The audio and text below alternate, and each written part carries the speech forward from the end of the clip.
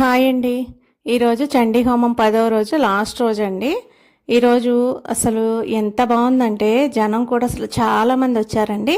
రోజు ఫస్ట్ రోజు సెకండ్ రోజు ఒక్కొక్క జంట అండి. ఆ తర్వాత నుంచి ఐదుగురు జంటలతో జరిగింది.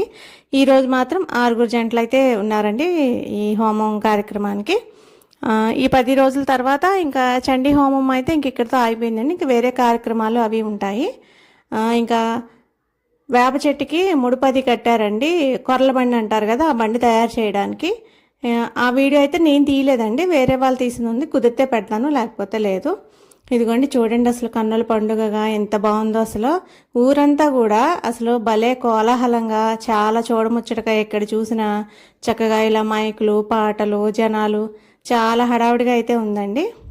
ఈరోజు పూర్ణాహుతిలో కూడా చీరలు చక్కగా చుట్టి అందరూ చీరలు అది వేయడము, అది చాలా బాగా జరిగిందండి ఈరోజు అయితే ఇక్కడ కార్యక్రమము. రోజు సాయంత్రం లలితా శాస్త్రం అది చదువుతున్నారు, ఇంకా కోలాటం అది వేస్తున్నారు. మధ్యలో కోలాటం నేర్చుకునే వాళ్ళు ఇక్కడ బాప గుడి దగ్గర నేర్చుకుంటున్నారు. కుదిరితే ఒక వీడియో అది కూడా పెడతానండి, ఒక షార్ట్ రూపంలో అయితే. ఇదిగోండి ధూపం వేశారు, అసలు చక్కగా ఫుల్గా వేశారు. మా అమ్మ అయితే ఇప్పుడే వచ్చారండి. ఆ తర్వాత రోజు మేము పాన్పు వేయించుకోవడం అండి ఇంట్లో.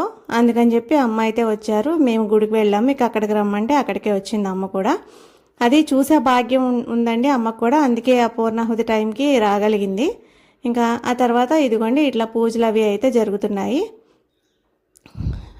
ఇంకా పెద్ద వీడియో ఉందండి, సారీ పెద్ద వీడియో అంటే ఫుల్ వీడియో ఉంది. నేను ఆ వీడియో కూడా లింక్ ఇస్తాను, దీనిలో చూడండి.